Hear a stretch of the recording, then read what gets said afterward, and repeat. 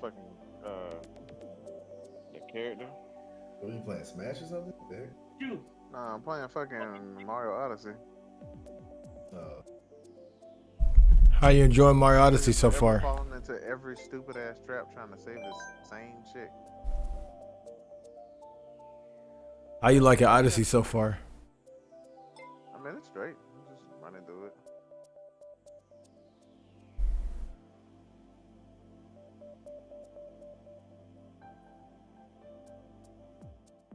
Come on, Bowser. Let me go ahead and beat that ass real quick. Man, Kenneth Arm, beat your ass. Damn. Oh, aggressive.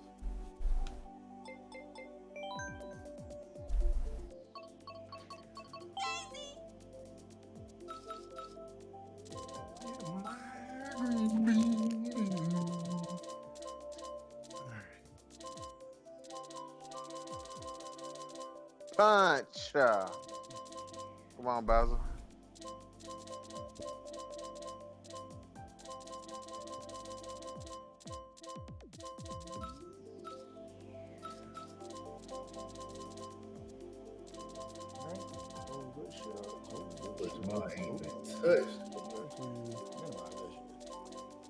About to get touched now, nigga. No, We gonna touch him at, Jane? What's your favorite spot? Talk to me. punch him in the forehead. That's what. Wow, That forehead. Let me finish this turn. Yeah, Look, like Juicy Dad. Nintendo. Fuck your Juicy Rachel. Dad, Juice. Fuck Juicy the Dad. rich. Well, he about to take all this damage. He about to take like 20 damage right now. Fuck the Knicks. Juicy Dad, Juice. He dead as fuck. Half your life. Juicy dead as fuck. Beep, beep, beep, beep, beep, beep, beep, beep, beep, pow. Man, are you still watching this movie? Nah. Damn, I missed something good, didn't I? They got a steamroller / tank. Uh-oh. And they just ran over 2 people. I'm clicking it right now.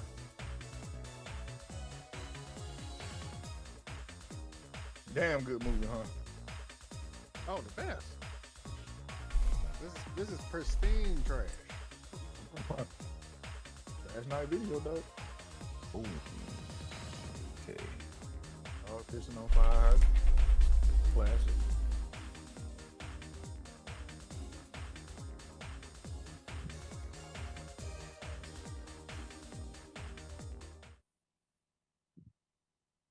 We're gonna just freeze this.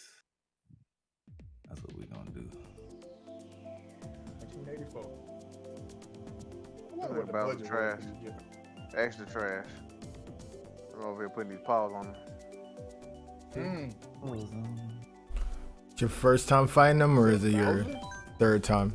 Nah, this is like the third time, I think. Like, Well, you're probably getting close to the end of the game. Hey, what's up, man? How you doing? Shit, doing better now. Just still got off putting them work. paws on them. Feel that? It's always a good feeling. All right. Time to play some video games. Did you say bitch beat? Video bit. Damn it, who this is? Take all that. Man, he was Trying to almost sound dead. like you. Okay, never Trying win. to sound like you for a second, dude. You know, sometimes we don't know what the fuck you be saying, do you? I'm glad it's just sometimes. By This sometimes I man mean about Mario, 80% of the time. The 20% is what I look at. Feel better. Are y'all playing Battlegrounds with Paul? Nah. I see his ass on this shit too. What the fuck? He's away though. Shit, he on Battlegrounds right now. That's interesting. I didn't know I had Paul to dive played. into the mind of Bowser. Why did I even do that? Shit, Paul play all blue and shit. Why wouldn't you do that? Dive into the mind of Bowser. Yeah.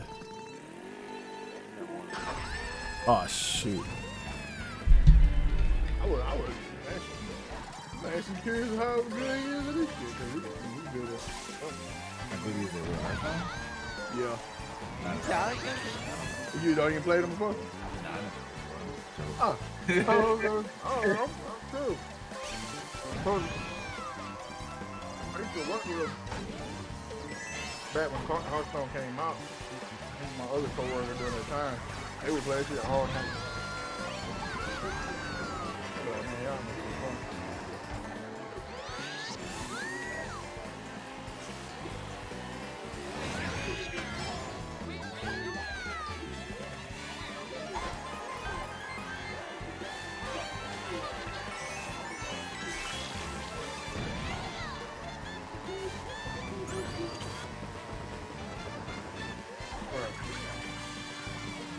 Paul, what you doing?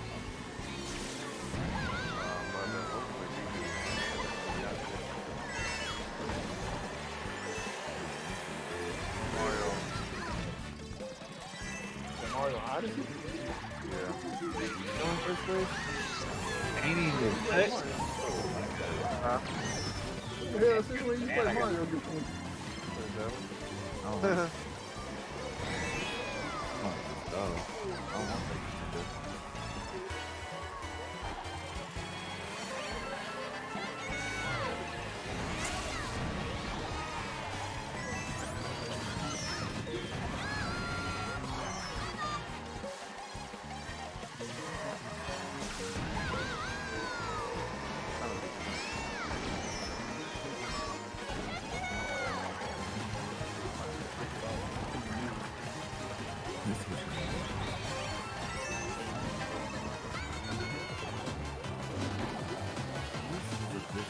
Oh. Come on, Mom. You many of them? What's up, Frogger and Zeneguy? How you doing? That's how you get blowjobs. Hope you guys doing all right. Oh, for real? Yeah, How you you ever watch? doing? You never watch that episode of South Park? Uh-uh. Never mind. I don't remember that one. That was one of the newer episodes. Let me put it like past 2010 Oh, I don't know, man. or I'll post you. I ain't seen South Park, so that one.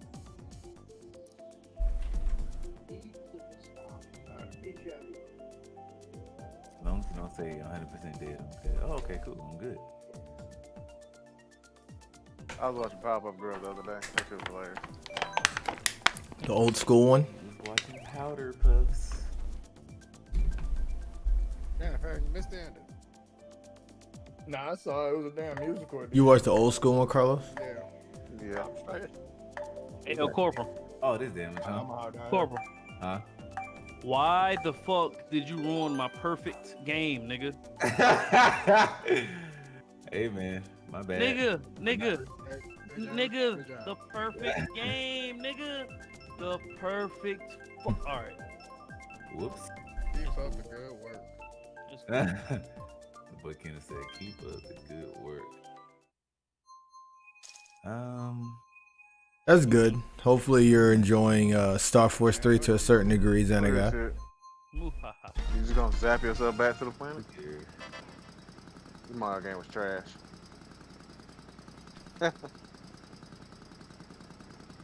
Marlon here, he should be cussing you out right now. Fuck him.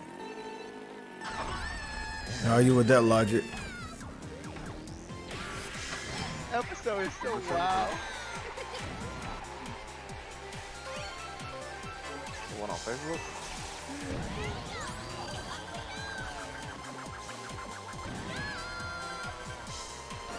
So, then that nigga hit me for like fucking 50 just now, so I know I'm about to die. Pop, save the day, down, down, That probably be so stupid sometimes. Are they still making that like a TV show? I had that. Look at this nigga Bowser, man. Pop up good.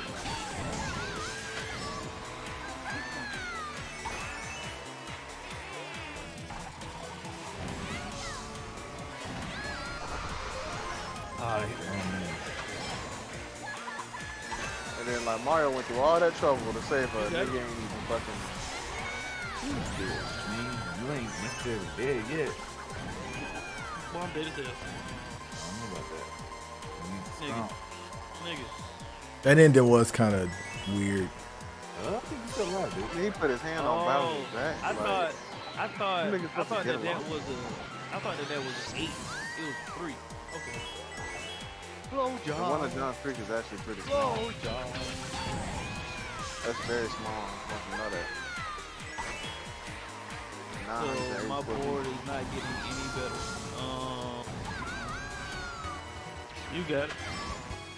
You Fuck, got it. 15, 700, like, who the fuck? What kind of shit is that? I just noticed it. Yeah, you got it. I beat this game. This game whack as fuck. Fuck this shit. I don't give a shit. Alright, how much I can get these bitch at GameStop for trading?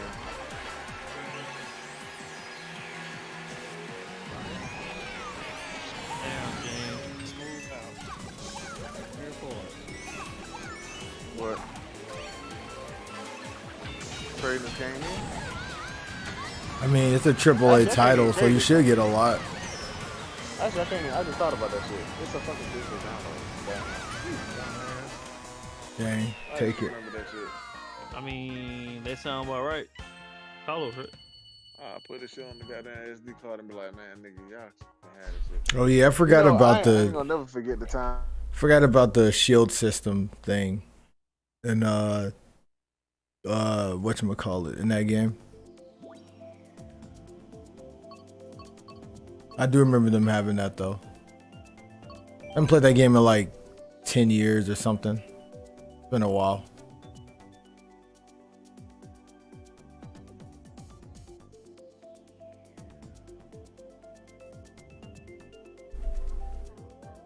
They didn't open the case. He had a receipt. He had a receipt in that bitch, right? It's your perfect game, Nintendo. He had a receipt, and this nigga returned that shit, and that shit was like sealed, and he had a burnt disc in that bitch. I was about to ask you, could you just let me win? But the match started before I could get back. Nah, man. My dad like would earn that perfect game. You can now travel to Mushroom Kingdom. I don't Damn, give a shit. nigga. Additional power moves are in stock at the shop. I don't give a shit. Nigga, Are I you was like letting get your saying? perfect- Are you saying all this stuff about the game to be edgy, or you really didn't like it? Okay. You know, this game does not have any real replay value to me. It just came with a controller. Are you saying all this to be edgy, or do you really not like it? It's straight. It's just that I don't see myself playing this shit anymore. Yeah, $10 no, that was my That's last one. fair. For now. I'm about to go to the store with Tisha. Mario. Alright. Fuck a Mario. Yeah, fuck you, James, for giving me 20. Damn it. Fuck you. He's saucy, boy. Mario ain't here when Pussy. game trash. Call what game trash? Mario Odyssey. Oh, it is trash. Oh, dang. Well, see, there you go. Mario. I don't agree with either of them, but they're No, it's it's cool an with okay their opinion. game. I mean, it ain't. It's a good for the Switch, but I ain't gonna say it's the best Mario game in the series. The worlds were kind of lackluster, except for like no dunks. I mean, it has some pretty good worlds, but I don't know. It was okay. It's fair. Nigga forever saving the shit that ain't giving him no tissue. I don't for think it's gonna one, be as. like that. I don't think it's as Mario as 64. outstanding as Mario 64 though. A lot of I mean, it's a people who great- it's a played great that one game. like that one better. Yeah, I catch y'all later. All right, then Doc.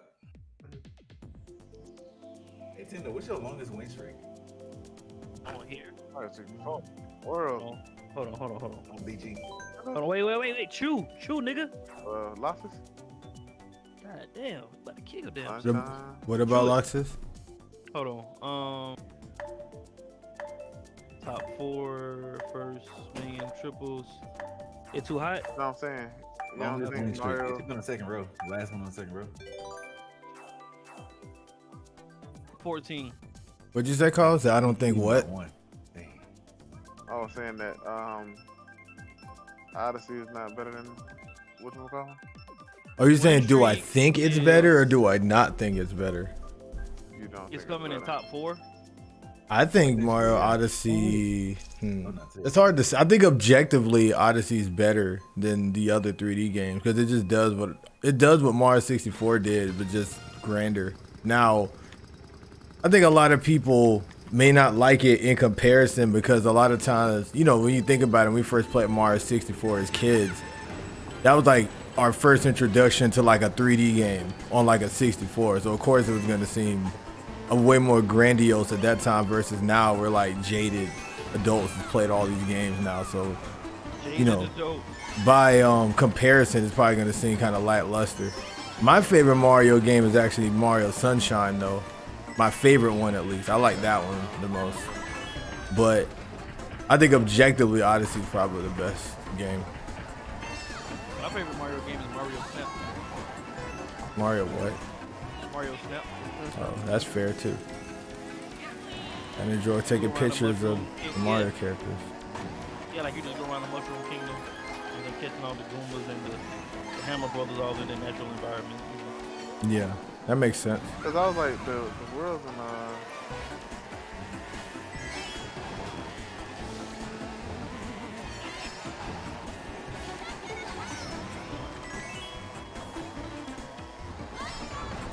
the world's in like Mario 64 was just definitely like I got a moment for doing literally the easiest shit ever.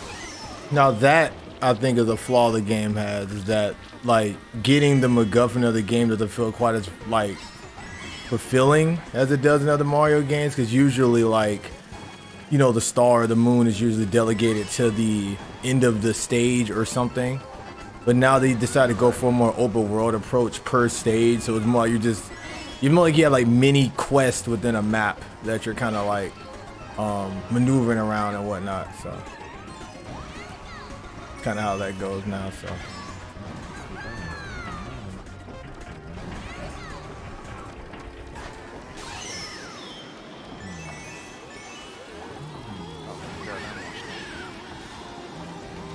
Oh, wow. Or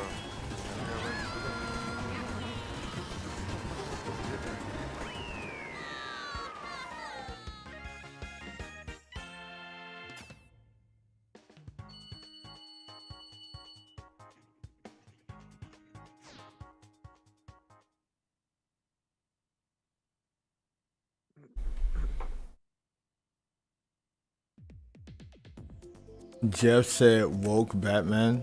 Oh, that's what's up. How you doing everything, Stem Gaming?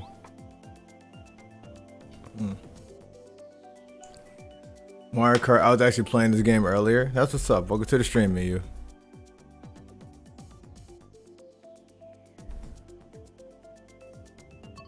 fighting crime.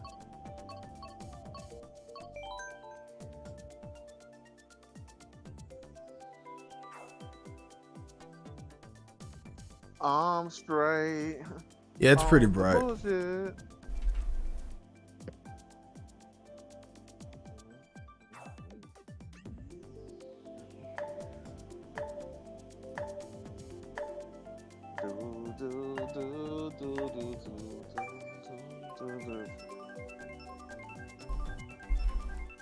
How's my night going? It's pretty good so far. How's your night going?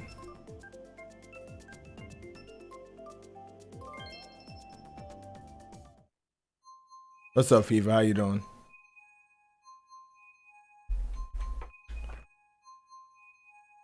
I had my night's been good. My day was pretty taxing. I had a pretty long day. Very, very long day. Okay. My tires on my car blew up today, which kind of sucks. So I had to put a spare on my car, and I had to miss basically half a day of work getting my tire replaced and getting everything fixed. So never really had to do that before, so all of that was fun. I had to come out the pocket too, because tires are not very cheap per se. Luckily my car doesn't require ridiculous tires. So I had to pay like $90 out of pocket, but I got to go back again, I think like later this week, because they told me another one of my tires are like not doing so well. So I have to go back again and get another one. So I got to come out the pocket again with like $90. So, but the whole day basically outside, just doing all of that and going to different tire shops, just trying to compare prices and stuff. Luckily, my job understood and stuff, so it's not a big deal.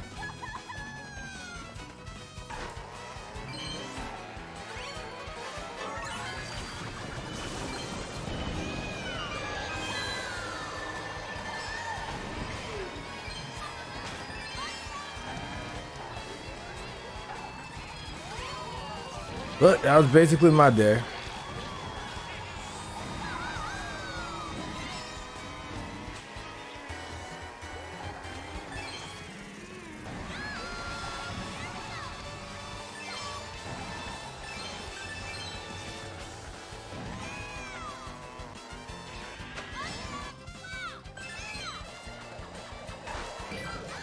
Wow.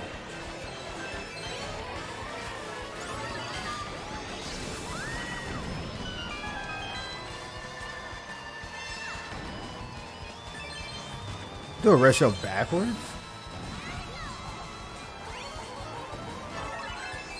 Maybe he did that on accident.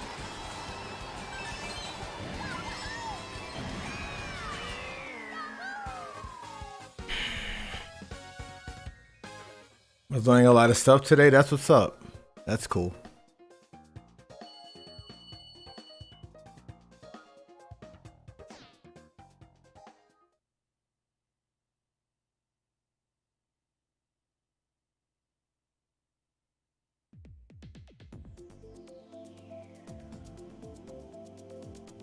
Didn't leave yet, Ripto? What are you talking about? Oh, you're talking about what I was talking about earlier. Yeah. Oh. Today was pretty shitty overall. I'm just kind of numb feeling right now. Just from all of that kind of happening.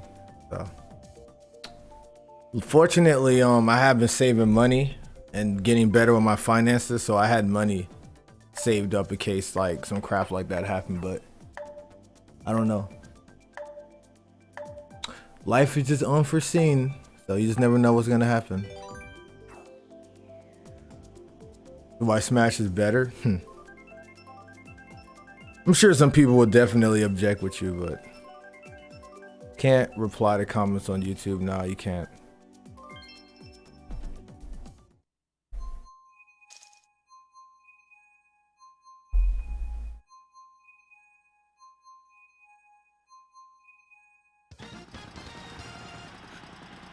A brand new one. New. I'm okay with not getting a brand new if it works.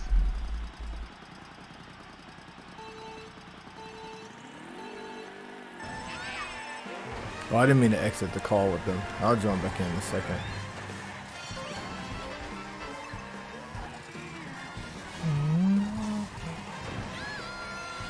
I sound so unamused. You talking about me, Frogger?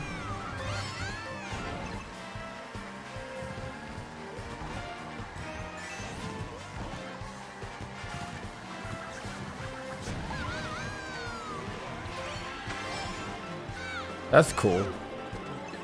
That's cool you got to fix your PS2. At least now you get to play some of the games you're looking forward to. Congratulations. Tell me how some of your, or reliving some of those games go for you. Hope it goes pretty well.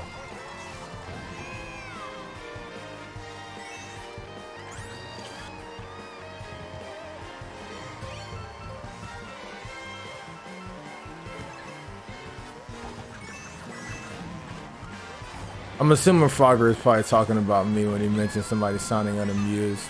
I guess you could say that. I'm just kind of in a whatever mood. I actually wasn't going to stream today because my mood is not very good right now.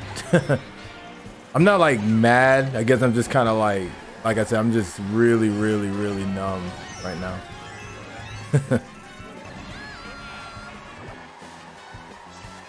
Randomly getting screwed over in life will do that to you.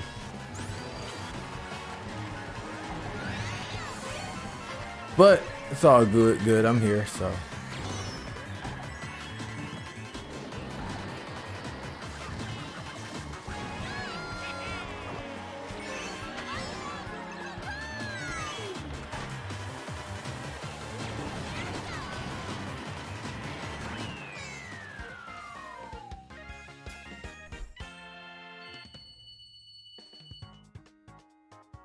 It's called red teaming. That's cool. It's used by military, government, intelligence agencies, etc. I see. Like, you're the only one that sounds here. I don't know what you're talking about. I don't know what you mean by that, Miyu.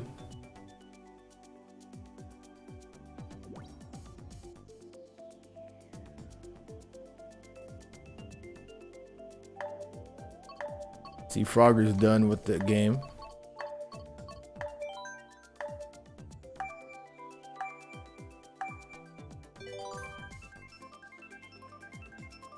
Right now, I literally feel like that Bomberman down there.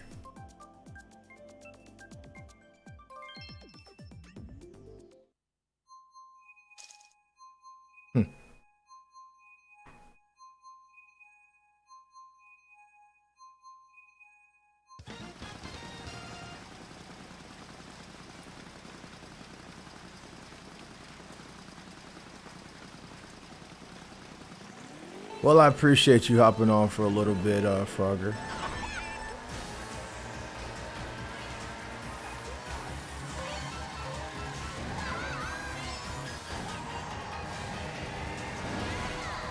I like to play like some of my own music, but then I don't want my, like, YouTube's very, very, very strict with their copyright stuff. So I actually got flagged on that one Sonic stream I did recently. That was close. Mario Kart music ain't that bad though.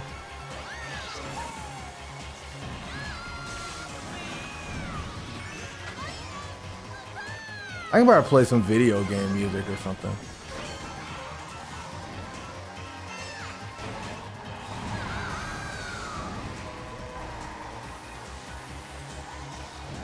Bryce's not dropping on his nanners. All right, there it is.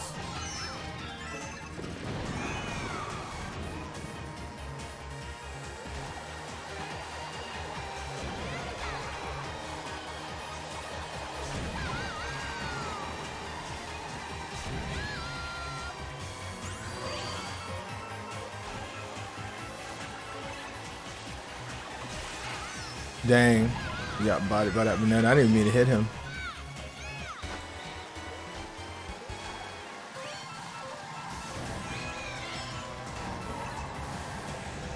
Ooh, double red shell, not bad. We got another one that uses mushrooms because he didn't want to get hit.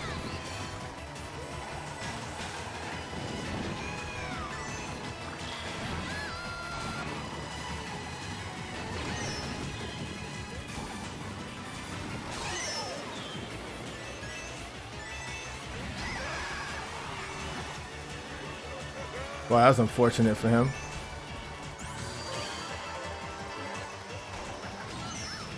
That's unfortunate for me. That's really unfortunate for me. It's all good though.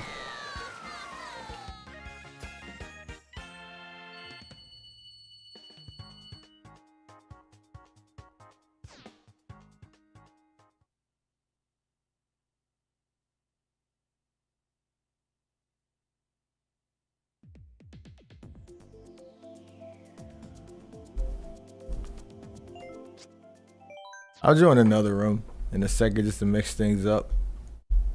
Give me a sec. I guess I'll at least play some different music. YouTube flagged me. I don't really care right now. I'll just like get rid of that section of the video.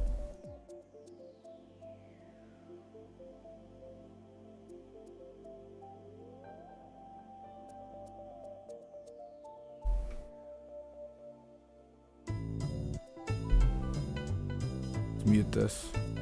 You know me, the fighting freak Knuckles, and we're at Pumpkin Hill. You ready? I ain't gonna let it get to me. I'm just gonna creep down in Pumpkin Hill. I got to find my lost piece. I know that it's here. I can sense it in my feet.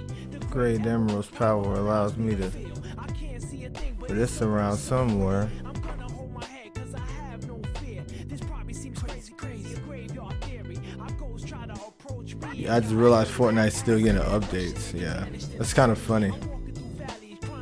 I mean, I'm not surprised. Fortnite's still relatively popular. There's a guy I follow on Twitter. Not Twitter, but Instagram. And he still posts a lot of like Fortnite stuff. So I'm not surprised at all that it's still pretty popular.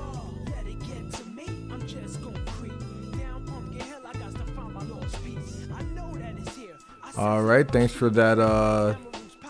Thanks for letting me know, Frogger.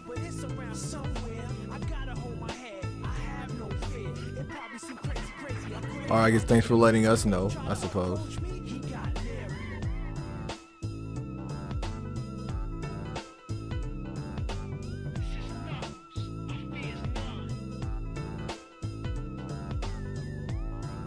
So many Caterpillar. Everybody's on it. I thought it was just exclusive to heavy characters riding on it.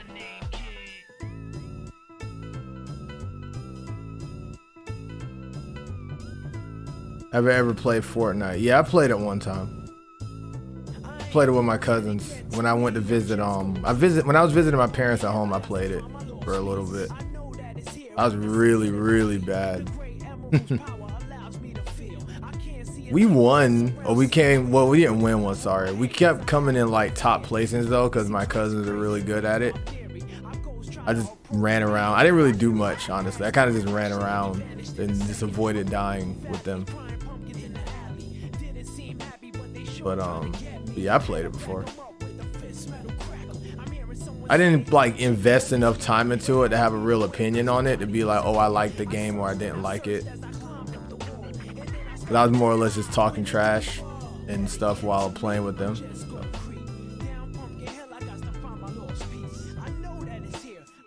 Wow.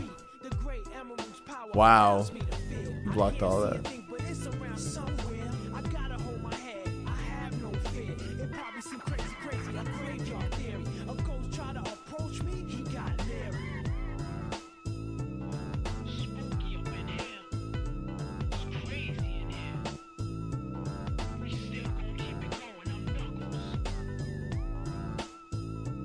I feel like if everybody didn't have mushrooms, like the mushrooms would be so much better of an item. But it feels like every time you get a mushroom like that, like I'm in, all right, I got one mushroom and everyone around me got like 3.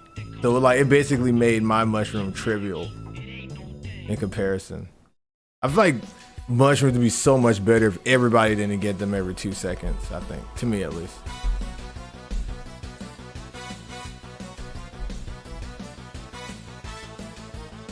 Your music ain't muted. What are you talking about? It's not supposed to be muted.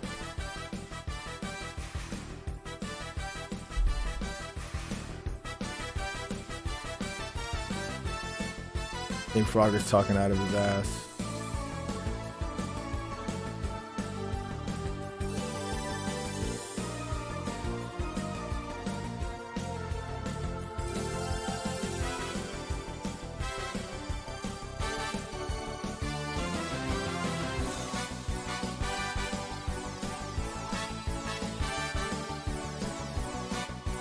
Man, I showed the rest of this week isn't so much of a drag. I didn't even get to get my hair cut today like I wanted to.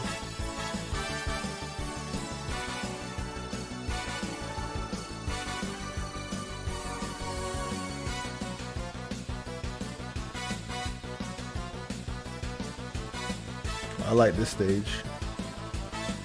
Stage is pretty cool.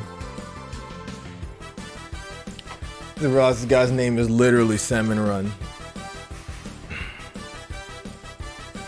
Oh, did you guys see all the stuff they announced for that new Mario Golf game?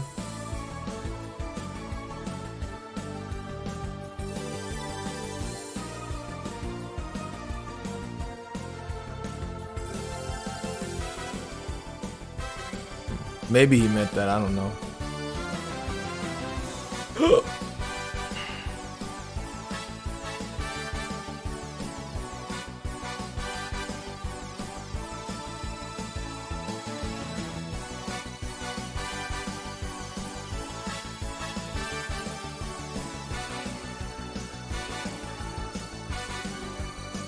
Oh no. Did he lag or did he actually fall off?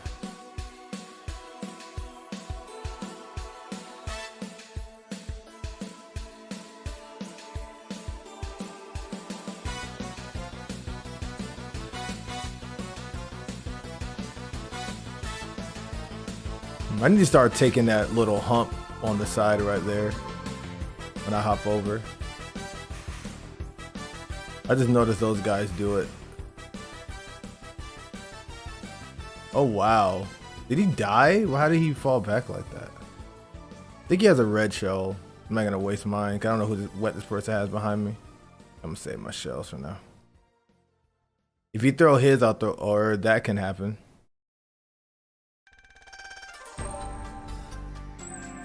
Oh, this song is really nice. I like this song. Wait! Interesting. Okay, I died and that sucks, and I'm probably gonna get bodied now, but that was, that worked somehow. Okay, noted. Like I got bodied for that, but I learned something new, and that's cool. I'm cool with that. I'll take the L on that one. Yeah, I got bodied really hard. It's all good. Wow, that was cool. That was actually pretty cool. I'm okay with that.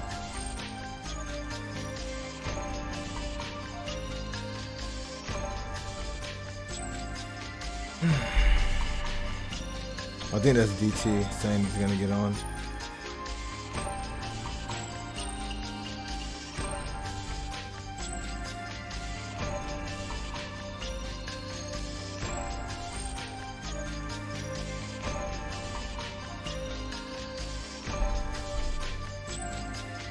Playing Breath of the Wild with stick drift is highly impractical. Yeah, I can about imagine that. Why don't you just fix your Joy-Cons?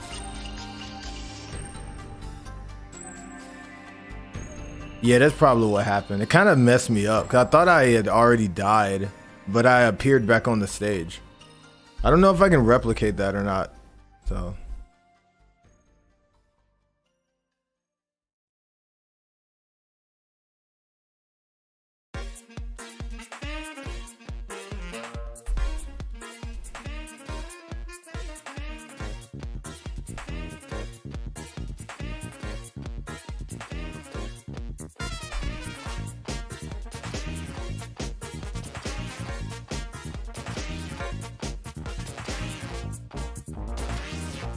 I am liking the bike with the slick wheels better, even though I know the red wheels are better. I like slick wheels better. Always have.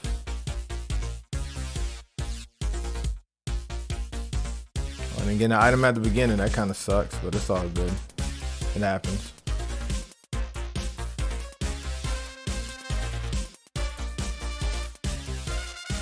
That kind of sucks, but that also happened. Still didn't get an item, that still also happened.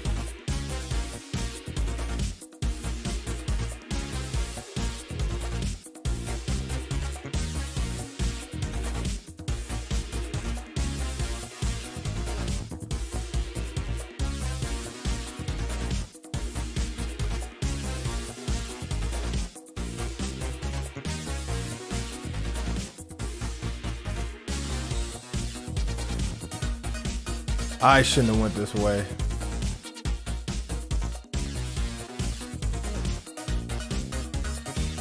I really could have used a double item box right there. A coin. I got in first place. Kind of didn't want this, to be honest. Now I have nothing to protect myself with. Oh wow, that was unfortunate. It happens. It's Mario Kart.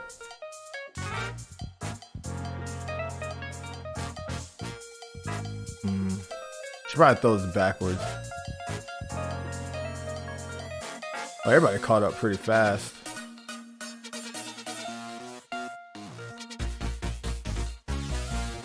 Oh gosh, this guy has fireballs at the most annoying time. Wait, where'd it go? One red shell? That kind of sucks. Everybody getting all these like high power items and I get one red shell. Wait, where did my red shell go? Oh, lag. Somebody hit it. Come on, man. I couldn't get my item. That was so weird. He hit me so I couldn't get my item. That was so strange. I don't think I like this room either, to be honest. This room's kind of annoying too. Like everybody's like being obnoxious here. It's full anyway, so I don't think DT can join us. So I think I'll just go to a new room again.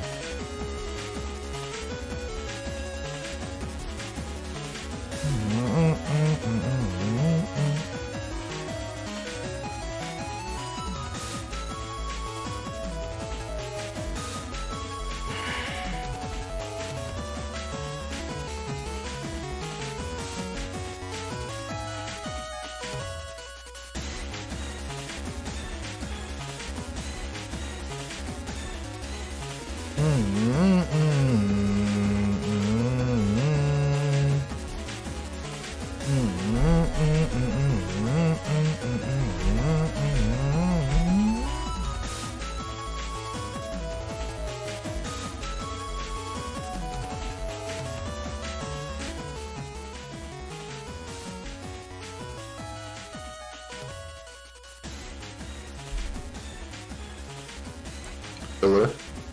Hey, what's up, dude? Hey, doing fine. Doing good, doing fine, I see. Yeah, a little tired and surprisingly hungry despite working out, so that's fun. Wait, oh, you're surprisingly tired and hungry despite working out? Wouldn't that make you both tired and hungry? I mean, I thought I was eating enough, but like despite making dinner and then thinking, oh, that was a good dinner, I'm still hungry. Oh. I mean, probably didn't get enough calories, I guess, or something. Probably.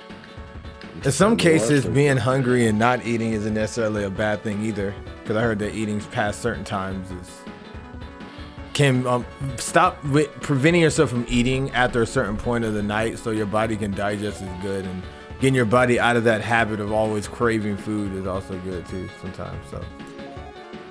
Yeah, but what does that do about my hunger now? That's a very good question. I'm thinking that the audio sounds crunchy, then I realize it's just my laptop. Oh, okay, because that should sound fine overall. I didn't do anything to the audio. Oh, you're streaming right now? Yeah, I'm streaming on YouTube. Okay. Oh, I would not just get on Mario Kart just to get on this. Not that I don't like Mario Kart, but I probably would not just get on Mario Kart on my own and just play. Nah, man, you told me about your dreams of becoming the world champion Mario Kart YouTuber. That is absolutely not true. Wait, YouTuber? That means I'd still be doing content then. Yeah, you've always told me that Coconut Mall is your favorite song. Of course. This fucking... oh, you're playing Smash. I'm sorry, Frogger. I had to change my tire on my car for the first time ever, so that was fun. How'd that go? I called Progressive to come out because I got free roadside. So I was like, I don't have to do this. I'll let them do it. So they got it fixed, but I had to go buy a new tire. That was not fun. And it took me like 2 or 3 hours waiting to get all that done. And I still got to go back because apparently one of my other tires are like getting where they're about to be flat soon. So, oh Jesus! So I had to get that changed. I mean, I've had the car for like 4 years now, so I guess it's about that time. When you got your car serviced, didn't the people who did the service mention anything about wearing tires or anything? So I haven't been to the service place in a while. Cause my car, I'd have to get my oil changed, but like maybe every 5 months or so. So it's been like 5 months since I've been there. But I'm sure if I had gone there recently, they probably would have saw it. Because in fact, it's about the time I need to go get my oil changed. But I've been already doing all this tire crap. So you're tired of car service. Pretty much, yeah, literally. But I mean, you know, I'm glad that I was able to get it fixed. My tire actually blew up. Not literally blew up, like exploded, but you know what I mean. Oh, it tore into numbers on Twitter. Yeah, it did. Yeah, I know what you mean. Yeah, it tore into pieces, and I was luckily able to roll into my office, my job area, because I was on my way up there, so I wasn't just stranded. Okay, that's what I was about to say. Like, if that happened on the highway, like that would be not great. It did happen on the highway actually, but like I said, luckily the exit was right there, so I just rolled on in there, so it worked out. It's kind of why I'm like in a super whatever mood. I'm not like it's weird. Like I'm not even upset. It's more just like, oh wow, that's life, and I'm just kind of just like numb now. Yeah, I mean, as long as nothing else is going on, because like the main thing is like usually it's when things pile up. It's like what is it? Like, I just broke up with my girlfriend, and then like I got to work at the job for like 5 hours beyond when I'm supposed to get off, and now my tire's messed up. Yeah. Yeah, luckily it wasn't too bad. It was just a minor inconvenience. Everything kind of worked out actually pretty well, because my tires are even cheaper than most people's tires are, because most people have to pay almost close to $200 or $150. Mine was like $90. So I mean, it could be that cheap if you go to National Tire Battery and use the special code LOX_us. Yeah, if you do that, it'll be extra cheap for you. I'm sorry that happened, but I'm glad it panned out well enough that it didn't like necessarily break the bank, I suppose. No, it didn't. Luckily I've been doing better with my finances and stuff like that, so I have money left over for it.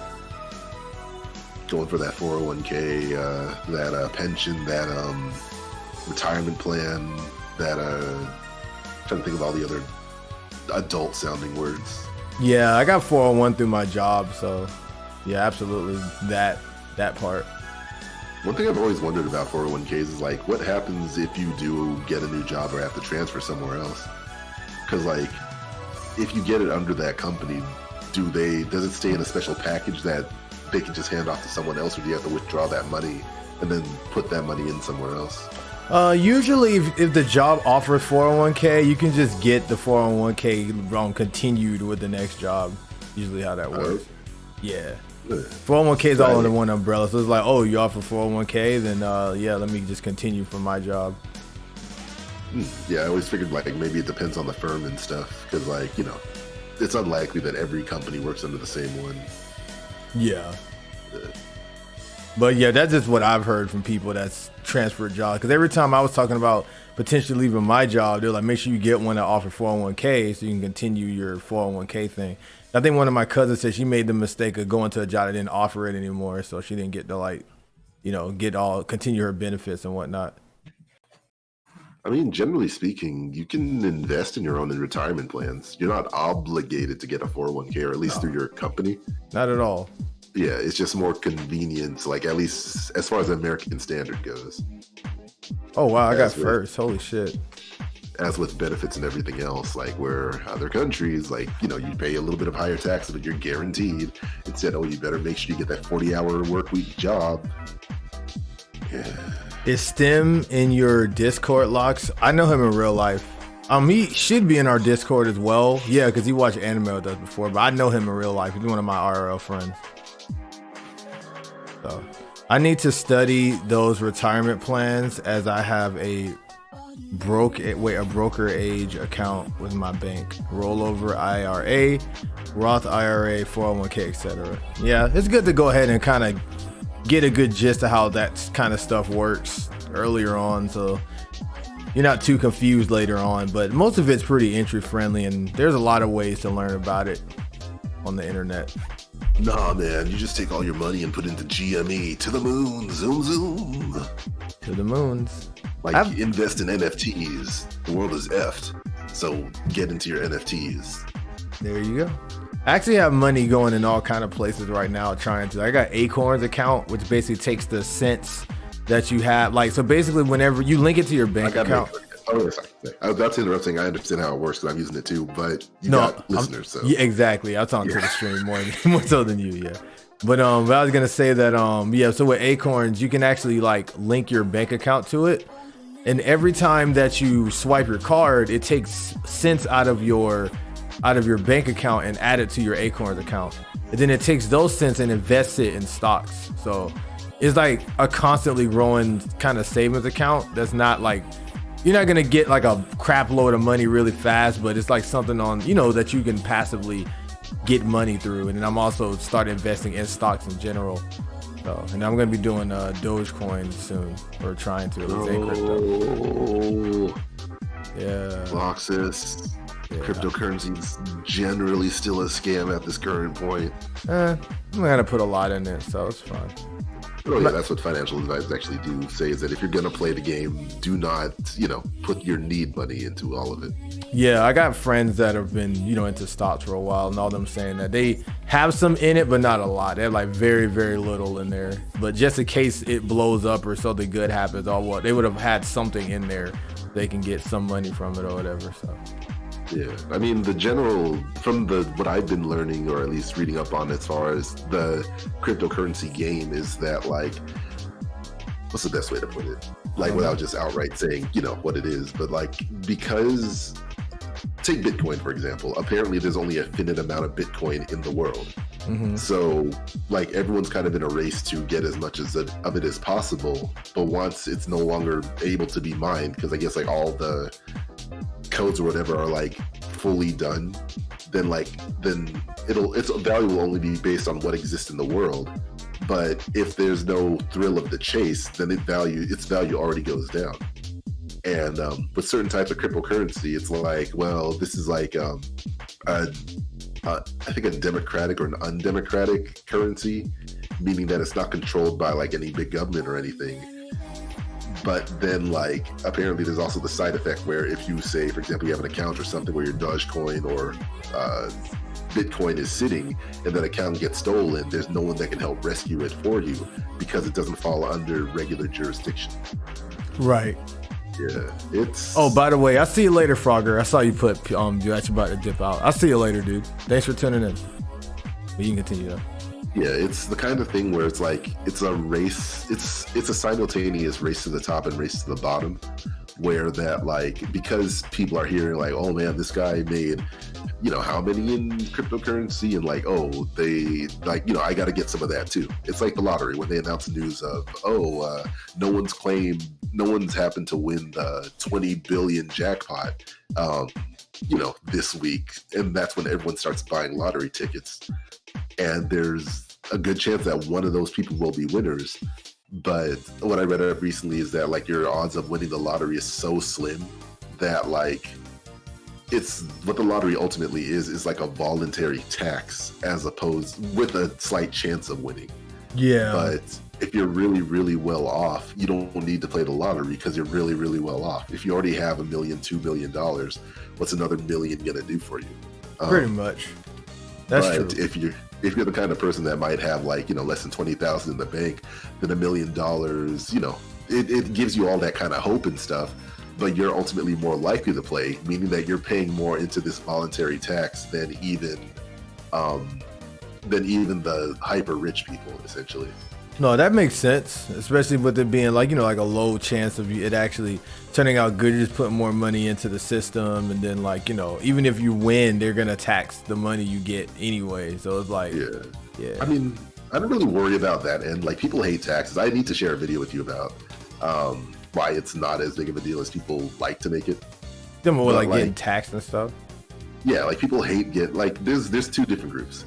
There's ones that understand taxes are just kind of a civic duty, essentially, while there's another that, like, the high school mentality, like taxation is theft, without a second thought to what those taxes go into and what they pay for. Wow, that ghost took my mushroom the moment I was going to take that shortcut. That was very inconvenient. Just like the government, am I right? Pretty much. But, yeah, I need to share that video because there's a cool YouTube channel I ran into called 2 Cents. And apparently it was initiated by PBS, the public broadcasting station, but they give a lot of really interesting insight into like finances, like bringing some perspective into like what exactly is your money going into. Like one of the topics was how does owning a car make people go broke? And like I haven't seen the video yet, but based off their other videos, it's probably going to go into like, well, you got to pay your car tax depending on the state. You have to pay for license. You have to pay for your license. You have to pay for gas, et cetera, and like all that builds up. Probably going to say it's better to like lease a car or rent a car or buy a cheap car than it is to like get the most fanciest, most expensive car. That if you're only driving like, 15 miles per day for work, well, let's say 5 miles, do you really need that BMW convertible? Probably not. Yeah. So, I mean, my goddamn 30-year-old self is now looking into I lost my mushroom to the ghost. Dang. But yeah. 8th place. Oh boy. No, but that makes sense. That's kind of on topic, slightly off topic. Like even with cars, like I got a lot of friends that are like super into cars. That are like, oh, I have to get this specific type of car to make myself feel good. Like, I got to get this Tesla. I got to get this thing. And like I get materialism, or like I guess like the gratification of getting a high-end car. But I know for me, I don't really care, to be honest. Like I've had people ask me if I want to trade in like my Nissan Sentra or something like that. That I have. Trade in your brother? Nissan, no, but I definitely like my Nissan a lot. So if I don't have to trade it in, that'd be nice. I know it's getting pretty old though. I like to at least pay it off first before I do anything. But it is what it is. Yeah, and with that kind of stuff, I'm not sure what the true advice would be.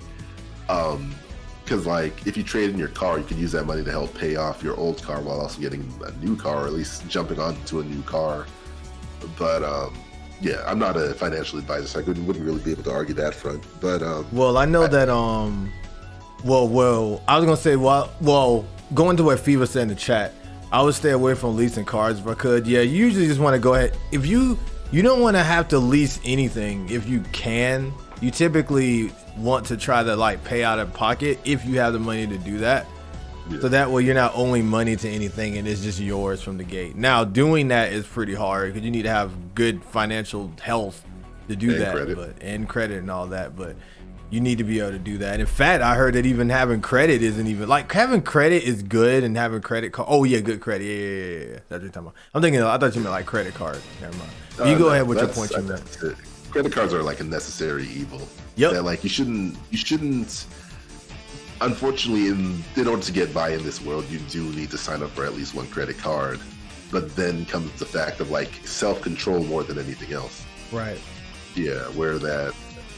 God, we're freaking adults. God dang it. Yeah, I had to actually take a step back from credit cards for a little bit because I had to pay mine off because my credit card actually got screwed over because I was irresponsible with mine. Luckily, my story isn't as bad as other people's where they had to pay back $10,000 back for their credit card. My stuff wasn't that bad.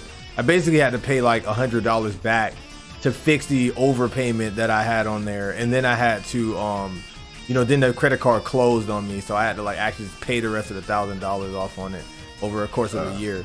So I finally got that paid off, so my credit shot up after that, which is good. And then I had people ask me if I plan on opening back up a credit card account, but I'm good for now. I'll wait until I build my credit up more, and then I'll get another credit card after that. So. Yeah. Oh well, one advice I do tend to hear is that like it's. Another reason why it's good to at least have one credit card is to like help actually build up your credit. Where when you're showing that like, oh, I'm pretty much like, oh, I'm a responsible adult. I have this card. I'm buying things with it and then paying it off. Then like that'll actually do more for your credit score. And like the longer you keep an account open, the higher your score will be, or at least the better the average will be. Yeah, having a credit card is one way to do it, but there's other ways to do it too. So you don't have to get a credit card, but getting a credit card is like a very easy, passive way to kind of like get credit pretty well. So yeah, I agree with you though, but yeah, you don't necessarily have to have it for good health. In fact, some financial, because there's a guy I used to follow or I used to watch on YouTube. Actually, he was like a millionaire or whatever. He had like videos on how to become a millionaire and stuff like that. I love those guys. Financial advisor and stuff. No, but he was like, yeah, credit cards can actually be, it's like considered almost like a cigarette in the, it's like considered a cigarette in the financial world, basically, in some ways. But you can actually like build credit and build things without having a credit card necessarily. Yeah, definitely true. But it is good to have it though. Everything's on Gamer said there are certain cars you get invited to certain events by owning one. I recently watched this documentary about this guy bought a luxury car and got invited to do work for rich people. Oh, that's actually pretty cool. That's neat. What's the catch? Sure, yeah, I'm pretty sure. Probably showing off that model car. Maybe the people who endorse that car, maybe the manufacturer of that car, maybe made a deal with that particular show, and they're probably just showing off the car or something more than likely. Because I'm sure, like I said, I'm just not gonna have some show from my little Nissan Sentra that I have versus like maybe like a 2020 Altima or something crazy from Nissan. Wow, incredible. You have a Nissan Sentra. We'd like to give you $15 million to advertise the amazingness of what's that? Nissan doesn't even exist anymore? Ouch. And there you have it. It's a retro car. Oh, well, that could work in that case. How do you build up credit without a credit card? Various different ways. Just like, so, man, there's so many ways to do it. So like just doing things like buying something through credit and then just paying it off, paying your bills. Let's say you go to the hospital and you have like a bill from the hospital, paying that off, just paying your bills and paying things on time, and basically showing that what your credit basically does for you in general is just it shows that you are responsible and you will pay stuff back and on time. Basically, it's almost like a guarantee that, hey, I can borrow something from you, or I can own this because I am responsible, and here's my receipt for it. Sorry, I'm gonna hit you. Here's my receipt for it. Your credit score just went down. Yeah, so basically, just paying bills, getting stuff in your name and everything is really good. But that's why having a credit card is like an easy way to do that, because with a credit card, instead of you having to like do individual tasks like, you know, paying off your car note or paying your insurance and paying back a bed that you bought through credit, you can just swipe your credit card somewhere, pay the money back in like a week, and then you got, you know, there you go, boom. Or like DT4 said, just having the account open for long enough and not getting it closed like I did, you'll get passive credit points like that. So that's why it's like a pretty easy entry level way to get credit without having to do the research of what can I do specifically for it, you know. And then like the other potential argument in favor of it is that because like, you know, we're all more or less, I assume, like lower and or middle class folks, that like we're not gonna have the amount of money that's necessary for like a true rainy day. Like if your car gets blown up and your insurance company isn't like gonna give you, you know, enough money for a brand new car, or like, I'm trying to think, like if you own a house maybe and like there's a leak in the faucet or something, like you're probably not going to have just $2,000, $3,000 just sitting ready for that rainy day. Unfortunately, like majority of Americans, I'm going to win. Majority of Americans are going to be. Ooh, I barely got second. That was so scary because like the person behind me had a red shell. I actually kind of saved you. Because that person behind you had a red shell. I don't know if he had something to block it or not. And he was going to throw it, but like somebody got behind me and he threw it at me and I blocked it with the boomerang. And then he got in front of me, but I guess I had more acceleration than he did. So I ended up getting in front of him and getting second. So, but yeah, good job on your first, by the way, though. Yeah, the first, and that'll be the only one. It's one benefit is like for a truly rainy day, where like if you don't have that much money in your account, like you still got to pay for food and like your monthly bills and stuff, it would generally be smarter to like use the card and pay that off over time, as opposed to draining your savings account immediately and having nothing to fall back on, and then incidentally having to apply for a credit card or even a payday loan, which you do not want to do that specifically. Well, I know one of the major advices I got during the time, because I actually got put in a very bad situation in 2018 where I was in extreme debt. Like I owed a lot of money. My bank account, so my checking account was in like the negative, like dang near negative, like $400. And then my savings account was in the negative. So I couldn't pull from my savings account, and my credit card was like past the limit, so I couldn't even use that. So like I had to like do a lot of stuff, like having to go to the bank to get cash out. It was really bad. I owed a lot of money. As that was the year I got that gaming laptop. I bought it. I got it as a loan instead of just paying it out of pocket and waiting and saving up for it. I just bought it. You know, I got it with a loan. I got a brand new bed because of the bed bug situation. Had to get a loan for that. I had a lot of like leasing stuff leased out. Basically, I still have my car. I had surgery like the year before that, so I was still paying off the bills from that. I had a lot of shit that I was paying off during that time, and I had to literally climb back. And me watching, I think it was Dave Ramsey. Some of his advice is a little too extreme. A lot of his advice is a little too extreme, but a lot of the fundamental advice that he has is actually very, very helpful. And literally from watching him for like a little over a year, I literally got myself out of that extreme debt I have, and I'm even like in the middle, close to positives now. So like it helped a lot. And like one of the things was like forgot what we were talking about. You made me get on that point of talking about him just now. But basically he was saying like, you know, you want to make sure that you have a so if you don't want to have to always rely on a credit card if you get put in difficult situations. It is convenient to have one for sure. But if you get put in a bad situation, you want to be able to, so what you want to have, because a lot of people just usually have a checking account and a savings account. What you would like to have is a savings account and an emergency account. And your checking account is basically what you use to build your wealth. And that's something that's a key component a lot of people miss out on as well, is that you're not supposed to be sitting on your money. You should be trying to build your wealth slowly but surely.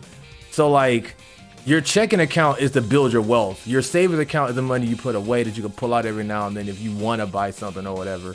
And then your well, not necessarily that, but that's the money, you know, which you pull out, you know, in case like, hey, I want to go to the store, let me just pull like $50 out and do this or something for a little bit of time. And then you have an emergency account for those situations you were talking about. And he said that typically, you know, people, what's up, Panther? Typically people, you know, usually want to shoot for like $1,000 minimum, because $1,000 will cover just about anything terrible that's probably gonna happen. You know, especially if you're like around our age or whatever, because you're not gonna have kids and all that. And then you also want to have cash in your pocket. And the cash in your pocket is typically, that's what you use on, actually now think about it, that's what you use when you're going out and doing stuff. Because he mentioned there's something called financial friction, and financial friction is basically like when you're just spending money out of a credit card, when you're just spending money from like a debit card, you're just swiping and you're not thinking about it. A lot of times you're just gonna keep spending money until you run out of money usually, and that's usually what happens to a lot of us, where we get to the point where we have to check our bank account, or we mess around and swipe and they tell us that we're out of money because we don't have any financial friction.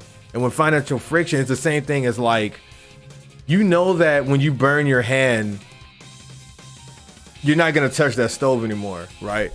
So like when you physically, but when you physically see those dollars coming out of your hand, then you're gonna know like, okay, I just lost, like, you know, I just gave up $10. Like you're physically seeing the money leave your hand, so you're gonna be way more conscious about how you're utilizing your money. It's really like the psychology behind it or whatever. Despite that, during that time I carried a lot more cash on me because I wanted to learn financial friction, which I did. But I got tired of carrying cash because it's very annoying and cumbersome. So, and I bought a new wallet recently that supports more cards than, I guess, cash or whatever. So, but yeah. But I have my bank account set up where it'll like literally tell me my events during the day. It'll even tell me when I drop down a certain amount and stuff like that. I get alerts basically. So like I have financial friction set up and digitally, I guess, or whatever. So. Yeah. And I mean, there's so many different types of approaches. Like it's ironically enough or coincidentally enough, it's kind of like weight loss in a way where, you know, for some people keto works, for some people low carb approach works. For some people, they're just willing to like work through all the food they eat, which isn't the most efficient way, but it is still an approach. Yeah. Yeah. So so many different ways to like manage money. Why did the blue shell go that? What the hell? I didn't even go through the middle just now. Don't worry about it. Wait, why would I not worry about it? I got hit. I said, don't worry about it. Wait, did you throw it or something? No. Oh. I was a ghost. And now I'm in front of you. And now I'm a ghost again. So why should I not worry about it then? I should be definitely worried about it. I got body. Oh my god. All right, that was on me. My bad. Oh, good. Also, I did try to watch some of Low Tier God's videos like you were telling me to. But no, I got bodied after I hit whatever shit. Everybody ran a train on me. Oh, I got a bullet bill. Let's see if this helps. Yeah, but what about the video? Low Tier God. Yeah. I think I might have aged out of not aged out, but like I think I might be past that type of humor. I don't know. There's something about the like when you and Jamal were like talking about how you weren't sure if like he's being real or trolling and stuff. No. I know if he's being real or trolling. He wasn't sure if he's being real or trolling. Oh, okay. My bad about that. But yeah, but you can go ahead. Yeah, like I guess one of them I ran into was like the Rage compilation of him playing Smash Brothers, and like I don't know how to properly explain it, but I was like watching, like nah, I'm good. I mean, it's not for everyone. Like hitting, and as opposed to somebody like Angry Video Game Nerd, his form of raging is a lot more crude, direct, and like a lot more. How can I put it? It's basically it's entertaining to a niche group of people, basically. So like I can respect that. Yeah, because I personally think it's funny, but my sense of humor is probably different. So and that's all I'll say to that, because I don't want his people coming after me. My YouTube video. Oh yeah, well that's roasting like crap. I'm on Lox's video. Exactly. I mean, like. I still kind of do watch like Video Game Donkey from time to time, but yeah, maybe it is very likely my sense of humor is just changing in general. I couldn't really get into Video Game Donkey like that. That's the guy that was a League player before, right? Yeah, he did some League stuff, but like he does a variety of stuff. But I think as of late, he decided to do like a joking shift to like low quality content. Yeah. But then now that's like it's still doing numbers, so it's like somewhere in between. Oh, this was supposed to be a joke, but now like I'm gonna keep doing it. Yeah.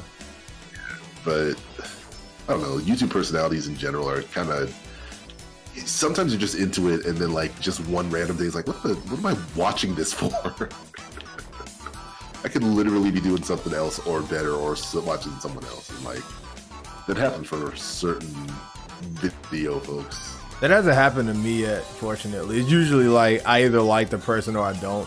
Sometimes I'll just like, because I marathon YouTube personality or YouTube people, I guess. And then I'll binge watch somebody and I'll just stop for a while and I'll just come back again, kind of like that. But most of the people I watch don't have like, I guess like a YouTube quote unquote personality in the literal sense. So I guess it's different. It's not like an act kind of thing they're doing. So I don't mean necessarily an act, just like, people in general that are just there, like. No, I know what you're saying. I'm just saying in general for me. I was saying that like, yeah, I'm just basically breaking down why I can probably watch some people and why I don't watch some people, basically. Yeah. I mean, like, at least it's better to like fall out of the person or fall out of enjoyment rather than like witnessing the breakup or the shutdown of the channel. Yeah. Because like, that's always hard to bounce back from, because it always feels like, oh God, if this person I've been watching for like 2, 3 to 5 years or 7 years is just packing it up, who's next? What's gonna happen next? Yeah, that's true. Like, it's way more frustrating when it's like a group. Something you for watch. Sure. Like, what was it? They've gotten past it, and like some of them are still friends, but like the super best friends. I used to tell you about, like, their breakup came out of nowhere. And they're still around in some fashion, the 2 out of 3 of them. but like just that initial like, well guys, that's it, we're packing it up. It's like, no. Yes. I mean, yes, but no. There was also I'm not sure if anyone who's listening remembers them, but like there's FIBA. This song's from Mega Man Transmission. Sorry, I'm gonna interject every now and then because the chat's talking and stuff. But it's from Mega Man Transmission, FIBA. But you can go ahead. Yeah, there was a group called The Creatures, and like they were kind of prominent around YouTube. I want to say it was back when I was in college, so somewhere between like 2010 and like 2012. And they were just a bunch of like some of the earliest like around machinima time YouTubers. If kids at home remember machinima, but eventually like they were random people on YouTube who eventually became friends through like Minecraft and stuff. And then like because they became such big friends, they band together and created like the Creep. By the way, I have the song at the bottom left-hand corner, FIBA. But over time, like, one guy left after another, and apparently there was like a little bit of drama and stuff. And by the end of it, there was only really 2 creatures left, while like they tried to replace with, other people that weren't the original creatures. So there was that inauthenticity or non-authenticity or whatever the phrase is. Yeah. And then by the end of it, like they just, broke up, and one of them just seemed so happy. They like was nonplussed about the breakup, while the other one seemed like he invested so much time and energy into the effort that like, if the video kept going a little bit longer, the guy would have been on the verge of tears. Like he invested, his work into it. So right. That makes sense.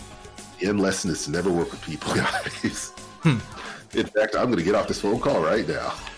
Yeah, I just think maybe building your entire brand with somebody could be kind of that. I think that's where it could get a little troubling. Yeah, because you just never know where people are at or will be in life, where like one day they'll just go like, you know what, I'm tired of this. Well, that, and then like even if you want to go solo, it'd be kind of hard. People are so used to seeing you with that person, unless they grew to like you or whatever. Because then when you break up, if both of you guys break up, do your own thing, then it's a battle of, okay, which one? Somebody's gonna keep that brand name that you started with, and then the other person's gonna go make their own thing. They got to start over from like scratch, basically, which kind of sucks. So, yeah, that bum always break my shit. To be fair, I've seen some like relative success stories. Like as heartbreaking as it was seeing the Super Best Friends break up, like 2 of them moved on to create something called Castle Super Beast. But like they don't do Let's Plays with each other anymore, but like they still do a podcast together. While like they just control their own YouTube channel. I was like, well, that's smart. They were thinking ahead a little bit. While the third one like continued his own YouTube channel, and like they're just off and doing their own stuff, and they seem like happy or fine enough. And then I just fell off. And then there's the infamous Game Grumps one. And then you blow up. And then there was the infamous Game Grumps one with Aaron Hansen, Ego Raptor, and JonTron. Yeah. Like they were the ones who started Game Grumps, but like eventually, not even like a full year in, JonTron just kind of went away. They announced his, leave. But people were just always wondering, like, yeah, what happened? What was said? Who did what, for the team to break up? And like they gave the new guy so much trouble, but because they powered through, like now, so many people love the new guy. And like you always have that audience that says like, it was funnier when it was the original two rather than this new guy. But like now people love this new guy pretty well. Right. Yeah, I can see that being a thing. Like everything takes an adjustment period and whatnot. How did I get hit by that green shot? That didn't make sense. It bounced off a wall. But yeah. Oh, it's a rerun. Everything's an adjustment period. So all of that makes sense. Frick, I'm about to come in like 10. Or even like with because I got in the Game Explain, I guess, kind of late.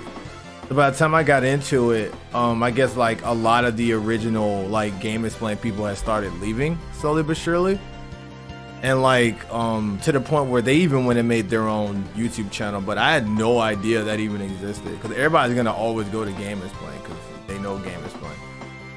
So it's very interesting how that works a lot of times. Yeah. I mean, like that's incidentally like brands and just excuse me, and like just general attachment to the brands and like the people themselves. Yeah, it's, I don't know, life. You gonna know today? No, I'm joking. But yeah, life's a trip. It's interesting, but again, that's why I'm glad that I have, you know, my own brand that I'm building. And then, like I said, we do with pause for effects, like FX or whatever. If something happens to it, then I'm still gonna be doing my thing because I've already been doing my thing, and then you still have your thing. But I don't see any reason why issues will come about that because it's just a podcast series right now. So yeah, unless we turn into like the new Game Explain somehow, but what do you mean you're all getting paid? which is essentially kind of what we are. Is like a really low budget version of them because we do game news and information, I guess, and discussions. And literally exactly what they do, but just without all the cool editing. Yeah, which I think. Oh, so go ahead. I got the deep voice. You got the brains. It all pans out. The brain. You have the brains too. But yeah, I was gonna say and both of us got the jokes and stuff. So, but yeah, I was gonna say that I want to get into video editing. So then maybe even with our pause for effects video, maybe I can add like some actual clips and stuff just to make it more interesting than just like that still image of the still image in the background kind of thing. Cause like it works, but I just think it'll bring more attention and it'll just look better with editing and video clips and stuff like that. So I think I want to do that. So to be honest, if you were to like anecdotally like poll me as far as what I'm doing when listening to a podcast, it's literally anything else. Yeah, like, you know what's funny? Same here. Because a lot of times I'm watching podcasts when I'm doing something else. Like, funny enough, most times I listen to podcasts usually when I'm in the shower. Same, actually. I literally bought what is it? A waterproof mini speaker. Oh, that's that smart. has like a little clip that hangs from the shower curtain, so it's like easily accessible. But yeah, I just load up like whether it's an NPR podcast or one of the video game podcasts and just listen while taking a shower. That's actually pretty smart. That's something I've been doing. Well, that's something I've been thinking of getting rather. Luckily for me though, I have a tablet, so I just sit my counter. Dang, my countertop's close enough to my shower that I can actually hear it a lot of times what's going on. But yeah, especially during long commutes or like if I'm cooking in the kitchen, I'm not in the call, like podcasts are there. It's funny enough, I don't really like, I watch streams pretty often and I don't want to undermine streaming because I am a streamer, but that almost cucked me. I was looking behind me, thankfully, but oh gosh, well, I actually wish I had gotten hit by that green shell now. And then the person used freaking, I hate this. Please go up there. Oh, I hate this guy, dude. I was like, I hope he goes up top. He went up top and he threw it down. The fireball's back. But yeah, dang. Yeah, but I was gonna say that, but yeah, man, I don't really sit and watch streams like that. I like more watch YouTube videos, honestly. And then I actually prefer the YouTube videos that are a lot longer. Like not just oh my gosh, I didn't get my item box. That sucks. But I more prefer the YouTube videos that have that are like longer than like 8 minutes or something.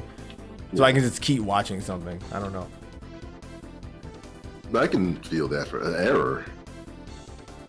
Yeah, I think I might have got aired out too, because like Daisy did the thing where she was sad just now, and then now she's just driving normally, and like nothing's happening right now. So like she's just driving. So I'm probably gonna get aired out too. Yeah, everybody just froze on my screen except for like me and 3 other people.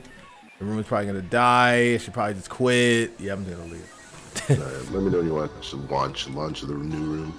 I will definitely launch the next room. There we go. Also, I'm seeing like not a sales offer, but like Metopia, and like I've been seeing some really good custom faces that people have been making, and I just realized I could use our characters from the hopefully one day series Level Up. Oh yeah, bound sure. in something else to like make them the protagonists of the game. Yeah. Nate, Isaiah, Claire, maybe 4J. Wow, you said his entire name. Well, it's 4 people. I don't even know if I even made it officially Nathaniel either, but I guess it'd be cool to wait. Not Nathaniel, Isaiah. I don't know if I ever even made it fully Isaiah. I think I just made it, but I think it's cool. I think it's cool when characters in shows have like a whole name, but they're just always called their nickname, and you don't find out about their real name till later, kind of thing. I kind of like that. Or it's like something you like read in a book, where it's like, oh, his whole name's Isaiah something something, but they just call him Izzy. That's cool. Man, this entire time I just assumed like, oh yeah, Isaiah, that makes sense. Nathaniel and Isaiah. Yeah, they're very. I mean, I wouldn't necessarily say they're inherently American names. Apparently, like some of the most American-sounding names still have ties to the Bible. I think. I gave Izzy his name. Oh, go ahead. Sorry, you were still like Josh and Joshua. Like, do come from like them olden days. Yeah, them olden days. Yeah, no, but I was gonna say that I actually gave Izzy's name based off the character from Digimon. Actually, funny, which was an anime, and that Izzy was just a nickname for Izumi, which is a Japanese name. Funny enough, but that's where I got that name from, because he was supposed to be like like the smart guy, but like he's like a magician, and I was like, oh, give him Izzy, but that's where that came from. I don't know where Nate came from for you. That's interesting. It was just a random thing. Like, I just need a name for a character. Man, I do wish I still had some of the magic from, high school and early college, as far as that creative passion on that level where I just didn't care. It's like, I'm making stuff, and this is fun. And now it's like, oh man, I only have so much time. I gotta make sure I do it right the first time, or, like, I gotta polish before I release, as opposed to like, draw, John. Hey, check this out, DeviantArt. Why can't you go back to that? What's preventing you from doing that? I think it's because like it's not the sunk cost fallacy, but I think it's that like back then I didn't really truly know what I was doing. I was just doing I was just doing whatever. Mm-hmm. But now it feels like, oh man, I gotta actually like do a proper enough setup. Like there's still time to doodle and like just throw out random dumb stuff, but I've been wanting to make complete packages for like the longest, and I never truly got around to it. So so do you more or less kind of feel like, you can remember wrong, do you kind of just feel like is it relative to the same feeling like we have in Smash that I have in Smash, I guess, where it's like I'm just so used to playing try hard that it's kind of hard to go back to that casual mode of playing authentically, I guess, without it being just like I'm doing this and it's hilarious because I never do this kind of thing. It's kind of like that. To a certain extent, yeah, definitely. That because like I do miss the days of item play on, and I think if everyone agrees, hey, turn on items, turn on stage hazards, you can have a hilarious time. But on the other end of things, like if I know someone's trying to challenge me saying, hey, I'm really, really good at Smash Brothers, and then they try to fight me with items and, that kind of stuff. You got DC'd? Yeah. I saw 3 people get kicked out, and then they let me roll back through. So you can try getting in. If it don't let you in, then I'll just go to another room. I'll give it a shot. But yeah, I think that's a pretty decent comparison. I'm trying to think of like other comparison, because like, well, because I was given that comparison so I can get the gist of what you're saying, but I think I kind of get it, sort of, because I was gonna say, but before I said it, I wanted to make sure I understood what you were saying. Because I was gonna say, what does it kind of feel like you're kind of try-harding with the art to the point where it's like it's kind of hard to just kind of freely I'm drawing just to do it, kind of like that fun magic. Because I guess because I was there, during the times where we were drawing back in for me, middle school. For you, high school, and then and then college and stuff like that. I was drawing during that time too, and I remember the, like you said, the magical times of just, I mean, we're not getting a lot of views on these pictures, but it's just cool to just draw this random character with no type of commitment to it. It's like, boom, this new character. Hey, DeviantArt, hey CJ, look what I drew, kind of thing. And I guess now, do you feel like maybe you doing commissions may have started the loop of that or something, or may have kickstarted the feeling you're having now? I'm not sure if I necessarily blame commissions, because that has helped, put money in the pocket for the time that I've done it over the past 10 years. God dang it. I think it's just, what's the best? Because I guess when I didn't have any plans or goals, it used to be a lot easier to just like futz around FUTZ. But because like, you know, I still want to, you know, try to find my way into the animation industry or have some kind of series under my belt, it now feels like, you know, the time has to be better utilized, especially like as I'm getting older. You know, if I'm ever fortunate enough to, you know, get that wife and get a kid and like, you know, have the career, then like there's going to be a lot less time to just freely draw, meaning that the time I do have to draw will be that much more precious. In the same way with gaming, where as you're getting older, you have more responsibilities, meaning less time to game. So you're not just gonna like, you know, you're ideally not gonna waste your time with like some free-to-play grind fest unless you're really into that. You're gonna, you know, pick up the meaty games or play a multiplayer game with the friends that you enjoy playing with, as opposed to, I don't know, loading up Animal Crossing Pocket Camp and like be on a schedule to water flowers and stuff. No, that all of that made a lot of sense actually. Now that you said that, it's kind of like a similar feeling to even like streaming for me right now. Like I really enjoy streaming now, but like I feel like I can't ever get back to that innocent time of streaming that I had when I first started, and I legitimately didn't care kind of like how it went for me as far as streaming goes and stuff. Like I remember there was a point where I could have one viewer in the stream and I was like I don't care.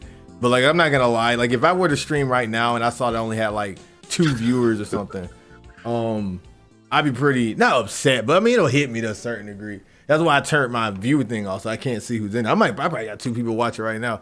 On YouTube I don't care as much because like most of my following is on Twitch.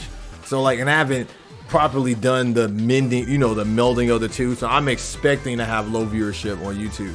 But YouTube is gonna be like, it's more like a VOD thing. So it's more like, okay, even though I got 3 viewers on the stream, ideally once my channel gets bigger, people will be rewatching this stuff anyway, you know, so it doesn't matter. So but I was gonna say that but I do remember the olden days when I was just laying in my bed with no camera and with my laptop in the chair, and I was just cutting the stream on just to do it. I didn't care, you know what I'm saying? It was more like me playing the game, and I just popped the thing on in case people wanted to watch it. But now that I've gotten, and it always gets to that point where when you start actually investing in, you put some type of investment in your hobby that you do, is that's when it goes from being fun to like, okay, this is, I mean, it's still fun, but it goes from being just like a hobby to like, I'm try hard with it. So like, it's frustrating when this type of result doesn't happen. I'm sure that, I don't know if that's happening with you per se, because your situation is different, but, and I didn't mean to turn this into a me thing, but. No, that's fine. Because you're finding a way to relate. Yeah. And like, I definitely, I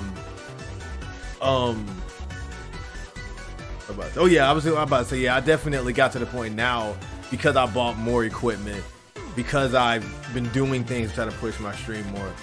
Like I said, I do notice that if there isn't a certain amount of growth, I'll notice it and it'll hit me in certain ways. I don't get like depressed about it, because thank goodness, not to, you know, I'm not trying to brag or whatever, but like, you know, I have a career right now. So like, this is gonna be secondary pretty much no matter what, unless I blow up somehow and become big. And even then, kind of wary about doing full-time streaming. Like I say I think about it sometimes, but like the things that come with being a full-time streamer is like it turns me off. But anyways, back to you and the art thing. You know, I hope I'm gonna run into your shell or you're running to mine, one of the two. Goddamn revenge. Dang it, someone ran into my shell. That was an accident. But you hit me a bunch of times and I haven't got my revenge yet. Except for that. But anyways,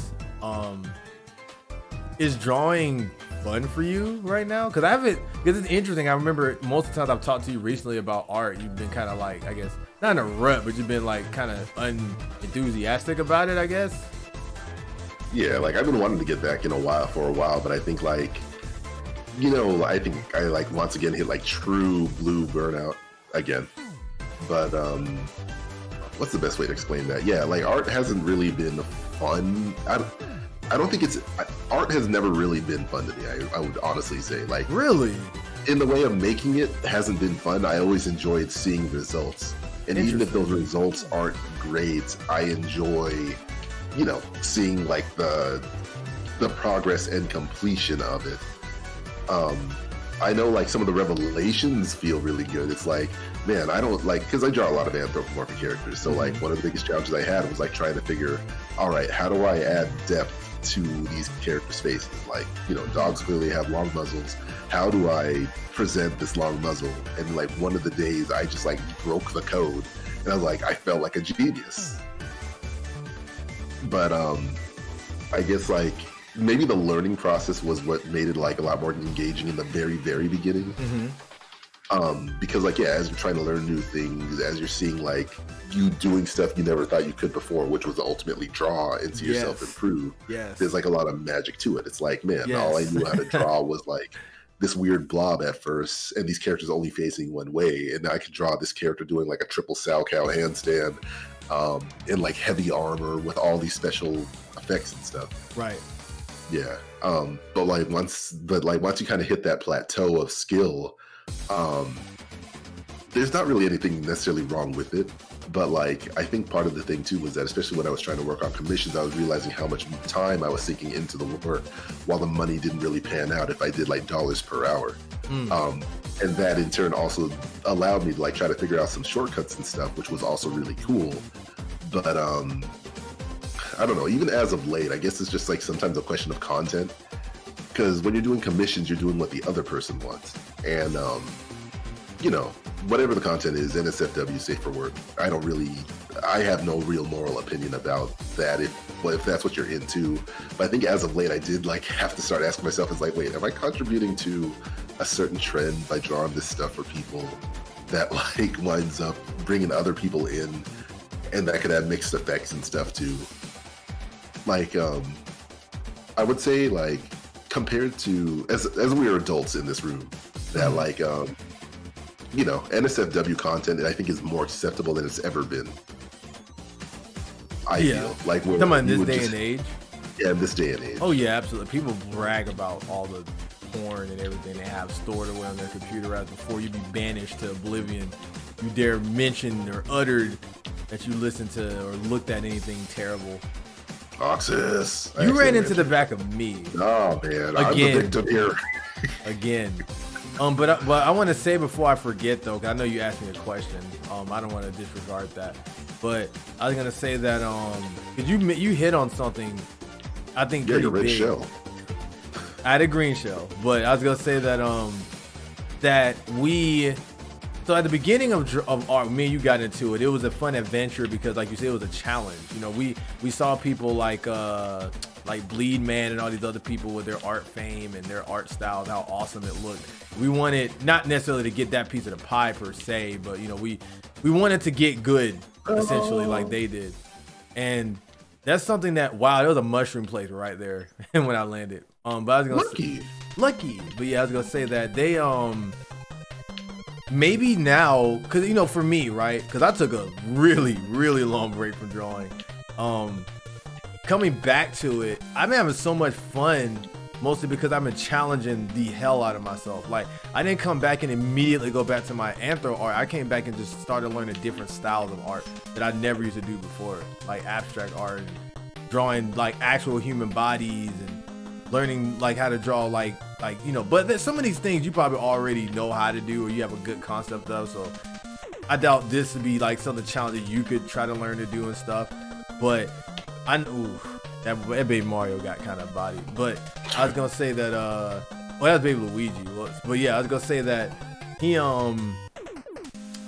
what about that? Oh yeah, doing this has made it really fun. And then just even doing stuff like including it in the streams where I can just relax and draw while I'm still talking at the same time. And then, you know, the stream gives me stuff to do. It's been really fun. But again, my situation is a little different because I'm coming back after a long time and learning things that you probably already have been learning throughout the entire time you've been doing it. So maybe taking a break. And it's weird in your situation because it's easy for me to say, well, yeah, taking a break is fine. Take as long as you need. But you were trying to make this a career, so you kind of can't, I won't say you can't afford to take a break, but obviously you should be still making stuff if this is going to be the thing you're going to be doing in the future.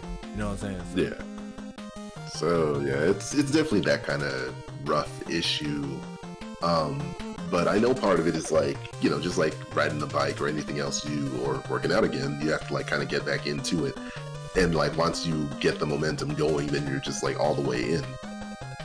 Like, in fact, I probably shouldn't really be playing video games right now when I could be using that time to art and stuff. But like, you know, I tried to pick up 3D modeling and animation. Like, I still want to get back into it, but it's like a whole other, you know, facet to learn, which is where the bigger challenge comes from. It's kind of the way. What's wrong with taking time out to play video games, even though you're pursuing something? Well, because it's like the only thing I've been doing when I could be, you know, doing more art and stuff. Okay, yeah. So but do you see a problem with occasionally playing games and stuff? Oh, occasionally trying to pursue something. Occasionally is no problem at all. The problem is that like gaming has been what's been taking up majority of the time. Ah, got you. Yeah, like while waiting for my day job to come back, like, you know, I have also done other stuff during COVID, like where what was it? I tried to update my portfolio. I was trying to apply to storyboard jobs. I'm going to continue doing that. I took part. I told you about that. I'm trying to learn UX design. Mm-hmm. So there is that too. But it's like, you know, that's everything aside from the thing that I you know, the thing that was my bread and butter that I would like to continue doing. And there's nothing wrong with me stopping necessarily, but like, you know, if commissions were the only form of income where I was getting money, you know, during COVID, and until that other job comes or until my day job comes back, I'm literally not making any money either. That's true. That's a good point. I mean, unemployment wasn't any problem until the goddamn system messed up. Because, like, I don't know how it's being handled in Georgia, but up here in Virginia, like, I was told back in January that, like, hey, there's something wrong on your account. Please get this handled and call us back. Apparently, a lot of people living in Virginia can't even get, you know, someone on the phone most of the time. Oof. Yeah, like, you know how most modern systems would have like a wait list or like a, hey, leave your number, we'll call you back a little later. Yeah. You'll be lucky if you get that here. Is it just so too saturated or something, or like? It is saturated, but like their system just isn't prepared for something like that. Where like if you're calling while everyone else is calling, they will literally say call back another time. But because it's happening throughout all day and there's no real way to know when there's a better time to call, you might as well just give up for the rest of the day. It's that bad. Yeah, and then and like, I hope I'm not coming off as like one of those people that are just like, I'm just like sitting on unemployment and stuff. Like, you know, I have a day job and I lost it due to COVID, but unemployment was keeping me from having to risk getting sick during a freaking pandemic. You're not coming off like that to me, and you're shitting on the stream because you opened up with the fact that you had a day job, and then you went into the whole like spill about what was going on. Thinking about bothering. Yeah, I mean, sometimes people aren't really that sympathetic or empathetic, where they just think like everyone's just sitting on, you know, unemployment and they refuse to work because they're lazy, as opposed to people realizing, oh no, I'm actually worth more, and they let me go due to this pandemic thing, and so on and so forth. Now, like, again, I do think there are a subset of people that are probably causing that kind of thought process to happen, likely because those people are bragging about it, like, oh, I don't have to work, I'm just making money off, you know, unemployment. Those people are the ones ruining it for you guys, for sure. Those are the people that's like, you know, they're like, yeah, man, I'm running the government right now. You know what I'm saying? Because I'm just getting paid without doing anything. Yeah, but that's often such a vocal minority, where like, because there used to be a phrase that was going around during that, we're getting a little bit political, like during the Reagan administration, the phrase welfare queens, as in people, you know, literally just sitting home collecting, you know, government welfare rather than like doing work. But the whole point of that rhetoric is to make people who are working angry at other people who happen to be getting that welfare. But the reality is that some of those people that are getting that welfare, one, you can't really live off of that stuff, but two, some of these people that are getting that welfare are still doing jobs. It's just that those jobs aren't paying enough, so they then have to apply for welfare. That's true. Yeah, so like, yeah, there's always going to be like a handful of people bragging, saying, I can just stay home, I don't have to work at all. But majority of people don't mind wanting to get back to work, but they would like to be properly compensated too. But yeah, I guess finishing the unemployment story. So like, I was told back in January there was an issue. They said like my social security number was like found in another state, And that's why they had to hold my situation back until I got that handled. So I spent like 2 days trying to contact that other state, get the situation handled. Apparently they said they don't even see my social security number in the system. So I'm like, what the actual F? But okay, no big deal. Maybe it was an error or something. I called back Virginia, let them know, and they said, oh yeah, sometimes it is an error, that like maybe they misread a single number. And that turns out maybe it wasn't you. And I figured, all right, that would be it. And then May came, not May, and then February came, and then March came, and like still no money hit in my account. So I had to hit them back and say like, hey, what's going on? I thought I handled my situation 2 months ago. And they were saying, yeah, sorry, due to like the amount of backlogs and stuff, like it may take a little bit for someone to actually, handle your issue. And keep in mind, this issue was not my fault to begin with. So another month passes by, I try to contact again, and like I think it was around like middle of April, I said like, hey, I've been waiting since January, any news yet? They said, sorry, we're still a little bit busy, we're going to try to get it handled as soon as possible. And then I think as recently as last week or the week before, I contacted again, and then I got the same response. So now, I mean, thankfully, or hopefully, they're not going to drop the amount of money that they owe me. But the bigger issue is that, like, man, I've been waiting and nothing's been happening and the account's been dwindling. When is this going to be handled for me? Right. Yeah, it's not fun. And then it turns out that I'm not the only one going through with it. So, like, I'm empathetic with other people, but the thing is that empathy is not gonna, pay the bills as the bills continue to come. So what's your plan now? I mean, obviously get back into commissions, because like my day job is coming back in like about 2 weeks. Mm-hmm. But that's good. Yeah, but that's still 2 weeks to wait. And then like it's, because it's the day job plus commissions, I gotta more or less build back on funds rather than like being able to have coasted by with the funds that I should have been getting for the past 5 months.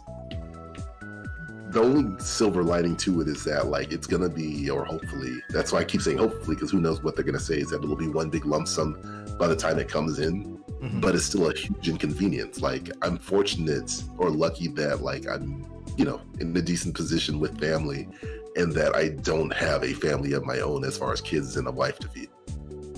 That's true. Yeah. But then again, if I was in that situation, then I think I would have had like, put more fire under my feet to actually go out there and get some kind of crappy job in general. But again, we were in the middle of the pandemic, like at least proceeding when I got my shots. Yeah, it's sorry about the full on rant. No, you're fine. You're just venting. Nothing wrong with that. Man. What do you mean, nah, man? The heck? It was just an inherent response. But I know like ranting can be hit or miss depending on the amounts and the time. Yeah. Yeah, like boy, through COVID, I've kind of been the one ear for someone to lay on and some folks to lay on. I mean, hey, same here. But there's been a lot going on. So like being able to vent to people, deal there. What I was gonna say though, by the way, was did you hear of the rumors about the new Donkey Kong game? Yeah, that Nintendo themselves might actually be developing it. Yeah. They that's interesting. I kind of wish Retro was still working on it. I hate when that kind of stuff happens, but I know, there's different. I know that there are different reasons why something like that could and would happen. You know what I'm saying? Like, I know sometimes people on teams can't always work on the same thing. It's like the thing I heard with Crash, like the people that worked on Crash 4 like kind of split up and started doing other stuff. So it's like, dang, like we finally got something good going here, and the people that's working on it aren't doing it anymore. It's like, dang. So now we just have to pray and hope that the next whatever, like Donkey Kong or Crash, is still gonna be pretty good. You know what I'm saying? So. I mean, if Nintendo's handling it themselves, I can't imagine a better company to do so. Nintendo's had Donkey Kong all this time before Retro, and we were getting a lot of mediocre Donkey Kong games. Well, we didn't even have like a true mainline Donkey Kong game until like. Freaking God, I'm listening, but God dang it. Yeah, there's a lot happening on here, dude. Yeah, I mean, like, it depends. Like, Namco did Donkey Kong. That was back on the GameCube. That was a music game, yeah. I mean, and it was oh, sorry. No, go ahead. And like that's more or less a remix of Taiko no Tatsujin or Taiko Drum Master. There was Donkey Kong King of Swing, but I don't know who was in charge of that development. Jungle Beat was Nintendo's internal company, the same group that did Mario Galaxy. Yeah. But yeah, Retro was the one that picked up the slack for doing Donkey Kong Country Returns after like doing numbers with Metroid Prime. Right. But supposedly Retro's been running into like some managerial issues, but no one can ever seem to like come out with any true information. It's always been just rumors. And that's why maybe it's been taking so long for there to be any new game at all. And then remember that Metroid Prime 4 was originally being handled by I think it was Namco Singapore. But I guess something about development was going so weird or poorly that like they transferred it over back into the hands of Retro. But because it was such a fresh new start, Retro actually had to start hiring new people. So like every few months when you think the game itself is coming along, it's like Retro just added a character designer. Like, wait, it's been 2 years, just getting a character designer now? That is kind of weird when you think, damn it. It is really weird when you think about it though. Yeah, I mean, that's just the rough thing about game development. The thing is that on our end, what we tend to see is like game is announced, game is close to release, game is released. That's usually when a good process goes. As of late, Nintendo even has dropped the random like, hey, we're announcing a new game, and it comes out in 2 months. And it's like, wait, I didn't even wear my good clothes yet. Give me some time. But yeah, and then you get sometimes those game developments like Breath of the Wild, where they say, hey, there's a new Zelda game coming out for the Wii U. Oh, don't worry, it's still coming. It's not ready this year, but it's still coming. Coming to Nintendo Switch, Legend of Zelda Breath of the Wild. And they're doing the same thing with Breath of the Wild 2 now. That's true.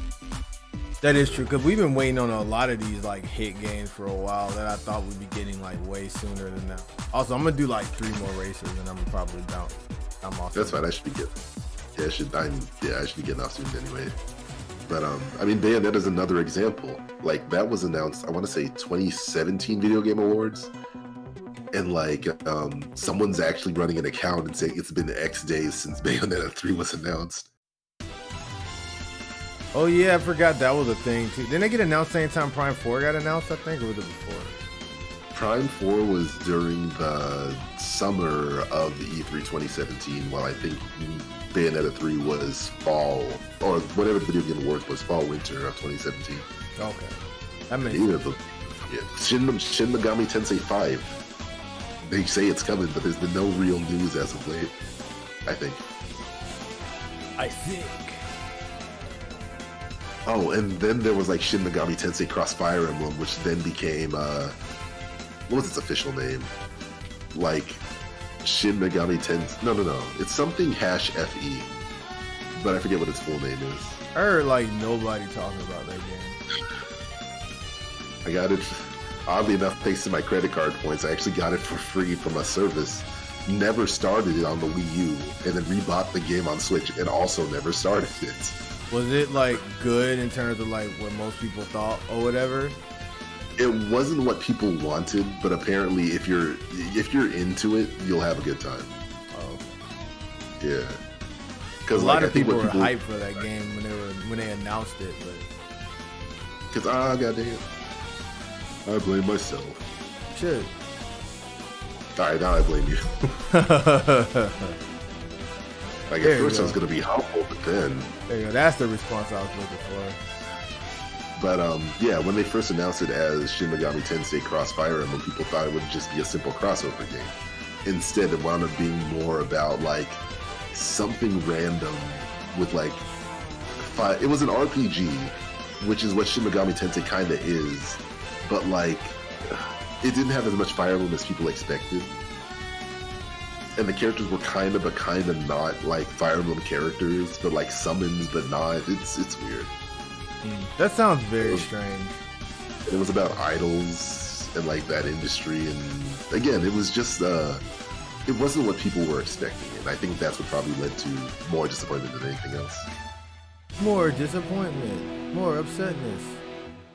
More money. I remember the whole Namco X Capcom thing was supposed to be something really awesome too. Yeah, and I think it was more appreciated over time. But yeah, people were expecting another fighting game, and instead they got a turn-based strategy game. Yeah, I thought it was a fighting game. I was like, wow, I can't wait to get this game. Wait, this isn't a fighting game. What is this? And it never came out in the US anyway, so like the point there is kind of moot. Yeah. So you got to turn it up with your controller at that point. But at least they did release Project Cross Zone 1 and 2, which was cool, but also like just kind of came and went for some reason. Oh, yeah, I remember Project Cross Zone. I remember that. That dude went behind the pyramid. What the hell? Because the first one, I think, was a crossover between Namco, Capcom, and Sega.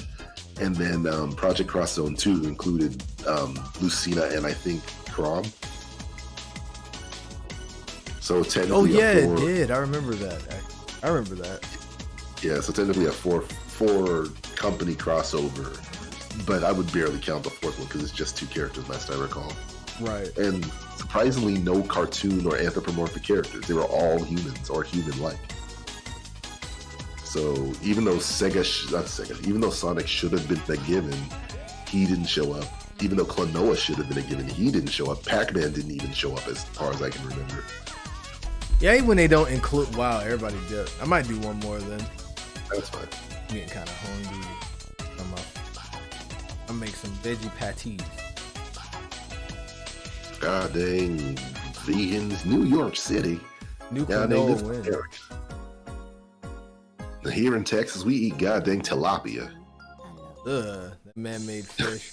I kind of want to, wow, I've never done this State of 200. This is about to be ugly. But I was gonna say that I kind of want to play, that one, it's like that fan game they're coming out with. That's a mix of Klonoa and Mischief Makers. Like, I'm so ready to play that. I think I played the demo, like a month or 2 ago. I'm ready for them to hurry up and release that game. Yeah, hopefully it'll be good enough. I mean, thankfully that's what the indie scene seems to be about these days. Like, oh, Sega, you're not going to make a new Jet Set Radio? All right, fine, we'll do it ourselves. I love it. I'm so glad that we gotten to the point now where people can just, like, we don't have to sit and just be in despair because our favorite series or style of play is just, like, gone now or something. I love it. The only thing that does bug me is that because they have to be legally distinct, sometimes the changes can be a step too far. I can agree with that in some cases.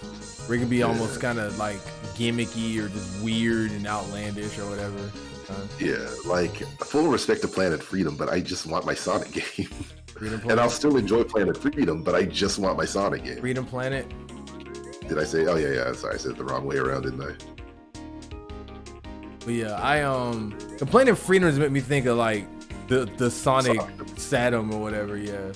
Yeah. But I was gonna say that, but yeah, I agree though. And I like Freedom Planet, but like it felt kind of weird. Like it felt like a Sonic game and like it didn't at the same time. But it just didn't stick out to me. I want to replay that game again. I think if you play it with a fresh mind, you'll probably have a better time, but it's like it's more Sonic inspired than like a, Sonic copy. And I think that's what I was expecting it to be, with a Sonic copy. What in the hell was that? I like drifted and I got stuck. That was so weird. Because it's still very reminiscent of a 16-bit Sega Genesis game. It's just that like it introduces itself as like a Sonic game, followed by like, oh, look at this cool, combat platform stuff you can do. That's true. And I think it's supposed to have, like you said, other like Sega inspired things in there aside from just Sonic. Like, I got some Phantasy Star stuff in there. Maybe some Restar stuff here and there. Actually, kind of the way the character like jumps and flies around. But yeah, like, you could try to emulate Ristar, but I kind of just more want a new Ristar game because, like, there's a whole magic of the type of music and gameplay and stuff. So weird to keep referencing Ristar and they just kind of one and done him. It's kind of weird in a lot of ways. But guys, on that note, I'm going to end the stream. Thanks for tuning in.